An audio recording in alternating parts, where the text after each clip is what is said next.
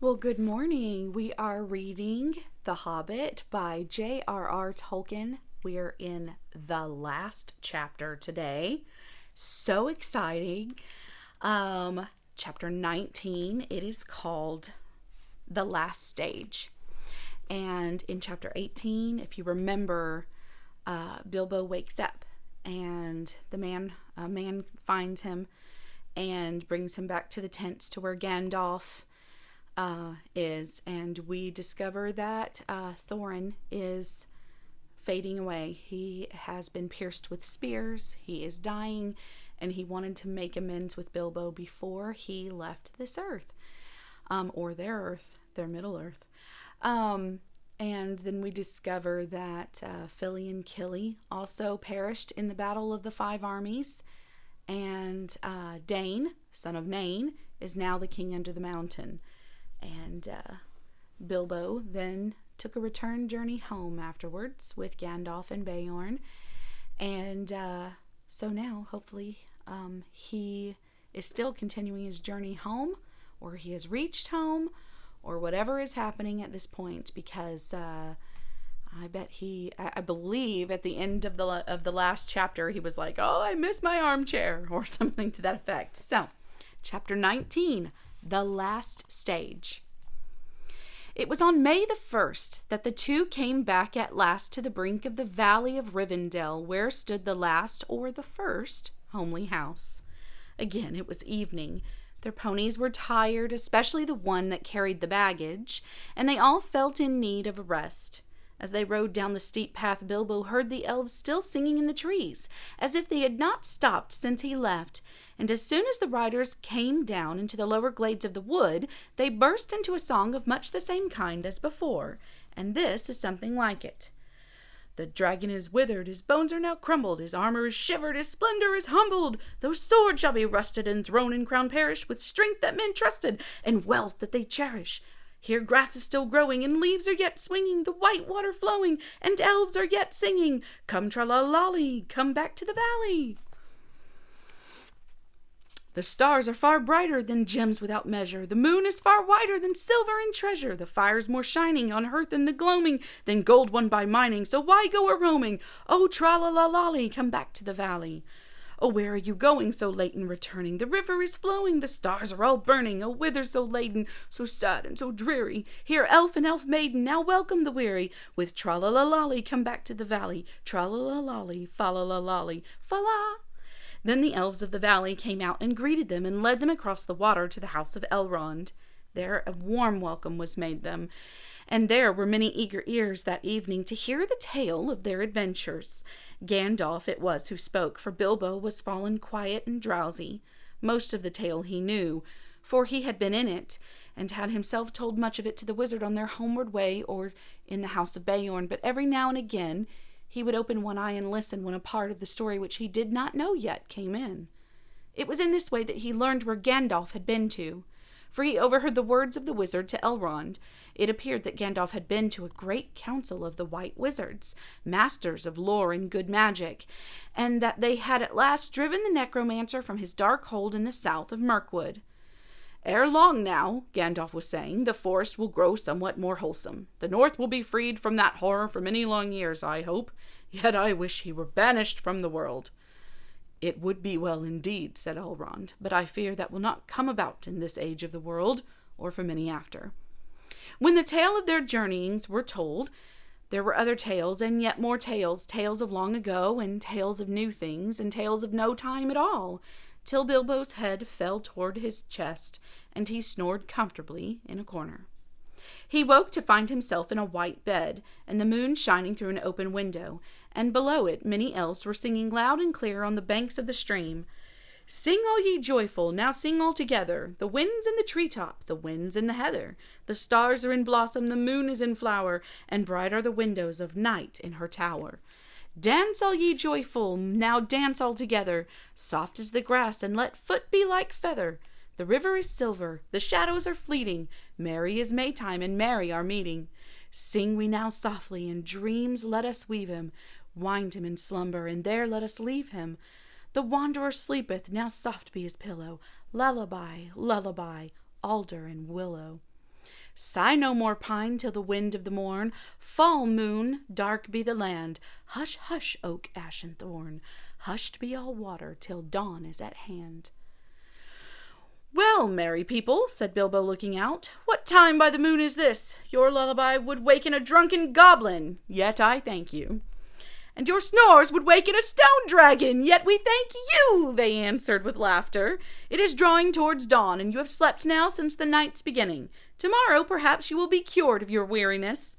A little sleep does a great cure in the house of Elrond, said he, but I will take all the cure I can get. A second good night, fair friends. And with that, he went back to bed and slept until late morning. Weariness fell from him soon in that house, and he had many a merry jest and dance, early and late, with the elves of the valley. Yet even that place could not long delay him now, and he thought always of his own home. After a week, therefore, he said farewell to Elrond, and giving him such small gifts as he would accept, he rode away with Gandalf. Even as they left the valley, the sky darkened in the west before them, and wind and rain came up to meet them. Merry as Maytime, said Bilbo, as the rain beat into his face, but our back is to legends, and we are coming home. I suppose this is the first taste of it. There is a long road yet, said Gandalf. But it is the last road, said Bilbo. They came to the river that marked the very edge of the borderland of the wild, and to the ford beneath the steep bank which you may remember. The water was swollen both with the melting of the snows at the approach of summer and with the day-long rain, but they crossed with some difficulty and pressed forward as evening fell on the last stage of their journey. This was much as it had been before, except that the company was smaller and more silent, and also this time there were no trolls. At each point on the road, Bilbo recalled the happenings and the words of a year ago. It seemed to him more like 10, so that of course he quickly noted the place where the pony had fallen in the river, and they had turned aside for their nasty adventure with Tom and Bert and Bill. Not far from the road they found the gold of the trolls, which they had buried, still hidden and untouched. Well, I have enough to last me my time, said Bilbo, when they had dug it up. You had better take this, Gandalf. I dare say you can find a use for it. Indeed I can, said the wizard. But share and share alike, you may find you have more needs than you expect. So they put the gold in bags and slung them on the ponies, who were not at all pleased about it. After that, their going was slower, for most of the time they walked, but the land was green, and there was much grass, through which the hobbit strolled along contentedly. He mopped his face with a red silk handkerchief. No, not a single one of his own had survived. He had borrowed this one from Elrond, for now June had brought summer, and the weather was bright and hot again. As all things come to an end, even this story, a day came at last when they were in sight of the country where Bilbo had been born and bred, where the shapes of the land and of the trees were as well known to him as his own hands and toes. Coming to a rise, he could see his own hill in the distance, and he stopped suddenly and said, "Roads go ever, ever on, over rock and under tree, by caves where never sun has shone, by streams that never find the sea, over snow by winter sown, and through the merry flowers of June, over grass and over stone, and under mountains in the moon. Roads go ever, ever on, under cloud and under star, yet feet that wandering have gone, turn at last to home afar. Eyes that fire and sword have seen, and horror in the hands of stone, look at last on meadows green, and trees and hills they long have known." Gandalf looked at him. "My dear Bilbo," he said, "something is the matter with you. You are not the hobbit that you were." And so they crossed the bridge and passed the mill by the river and came back to Bilbo's own door. "Bless me, what is going on?" he cried. There was a great commotion, and people of all sorts, respectable and unrespectable, were thick round the door, and many were going in and out, not even wiping their feet on the mat, as Bilbo noticed with great annoyance. If he was surprised, they were more surprised still. He had arrived back in the middle of an auction. There was a large notice in black and red hung on the gate, stating that on June the 22nd, Messrs. Grubb, and Burrows would sell by auction the effects of the late Bilbo Baggins, Esquire of Bag End, Underhill, Hobbiton. Sale to commence at 10 o'clock sharp. It was now nearly lunchtime, and most of the things had already been sold, for various prices from next to nothing to old songs, as is not unusual at auctions. Bilbo's cousins, the Sackville Bagginses, were in fact busy measuring his rooms to see if their own furniture would fit. In short, Bilbo was presumed dead, and not everybody that said so was sorry to find the presumption wrong. The return of Mr. Bilbo Baggins created quite a disturbance, both under the hill and over the hill, and to cross the water, it was a great deal more than a 9 days' wonder. The legal bother, indeed, lasted for years. It was quite a long time before Mr. Baggins was in fact admitted to be alive again. The people, who had got especially good bargains at the sale, took a deal of convincing, and in the end, to save time, Bilbo had to buy back quite a lot of his own furniture. Many of his silver spoons mysteriously disappeared and were never accounted for. Personally, he suspected the Sackville Bagginses. On their side, they never admitted that the returned Baggins was genuine, and they were not on friendly terms with Bilbo ever after. They really had wanted to live in his nice hobbit hole so very much. Indeed, Bilbo found he had lost more than spoons. He had also lost his reputation. It is true that forever after, he remained an elf friend and had the honor of dwarves, wizards, and all such folk as ever passed that way, but he was no longer quite respectable. He was in fact held by all the hobbits of the neighborhood to be queer, except by his nieces and nephews on the Took side, but even they were not encouraged in their friendship by their elders.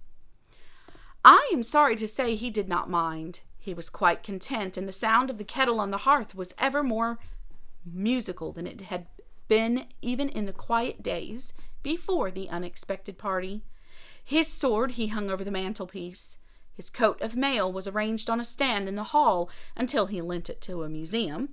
His gold and silver was largely spent in presents, both useful and extravagant, which to a certain extent accounts for the affection of his nieces and nephews. His magic ring he kept a great secret, for he chiefly used it when unpleasant callers came. He took to writing poetry and visiting the elves, and though many shook their heads and touched their foreheads and said, "Poor old Baggins," and though few believed any of his tales, he remained very happy to the end of his days, and those were extraordinarily long. One autumn evening, some years afterwards, Bilbo was sitting in his study writing his memoirs. He thought of calling them There and Back Again, a Hobbit's Holiday, when there was a ring at the door. It was Gandalf and a dwarf, and the dwarf was Balin. Come in, said Bilbo, and soon they were settled in chairs by the fire. If Balin noticed that Mr. Baggins's waistcoat was more extensive and had real gold buttons, Bilbo had noticed that Balin's beard was several inches longer, and his jeweled belt was of great magnificence. They fell to talking of their times together, of course, and Bilbo asked how things were going in the lands of the mountain. It seemed they were going very well. Bard had rebuilt the town in Dale, and men had gathered to him from the lake, and from south and west, and all the valley had become tilled again and rich, and the desolation was now filled with birds and blossoms in spring, and fruit and feasting in the autumn. And Lake Town was refounded and was more prosperous than ever, and much wealth went up and down the running river. And there was friendship in those parts between elves and dwarves and men. The old master had come to a bad end. Bard had given him much gold for the help of the lake people, but being of the kind that easily catches such disease, he fell under the dragon sickness, and took most of the gold and fled with it, and died of starvation in the waste, deserted by his companions. The new master is of a wiser kind, said Balin, and very popular, for of course he gets most of the credit for the present prosperity. They are making songs which say that in his day the rivers run with gold. Then the prophecies of the old songs have turned out to be true after a fashion, said Bilbo. Of course, said Gandalf, and why should not they prove true? Surely you don't disbelieve the prophecies because you had a hand in bringing them about yourself. You don't really suppose, do you, that all your adventures and escapes were managed by mere luck, just for your sole benefit? You are a very fine person, Mr. Baggins, and I am very fond of you, but you are only quite a little fellow in a wide world after all. Well, thank goodness, said Bilbo, laughing, and handed him the tobacco jar. And that, my friends, is the end. This is the Hall of Bag End, the residence of Bilbo Baggins, Esquire. It's a nice, cool little picture there. This little door. That door is actually pretty darn big. So, well, I hope you enjoyed the story. I know I did. It's one of my favorite books. Oh, look. We have some maps here. The Wilderland. I love maps. They are like my favorite thing. One of my favorite things. Like, as you can tell, the map in the background. It's just white and black and beautiful and mappy. Anyway, that is it. That is the end of Bilbo Baggins' adventure. He helped to defeat a dragon, even though that was Bard, but still. And he found a magic ring, and he survived Gollum and Mirkwood and a battle of 5 armies. I mean, he survived so very much for a tiny little hobbit, and I think it's great. So, well, J.R.R. Tolkien wrote a trilogy called The Lord of the Rings, and I may just get into reading that. I'm not sure yet. So, let me know what you think. Let me know if you want to hear it. So, bye, friends. Thanks for listening. I hope you enjoyed it. I enjoyed reading it. So, have a great one.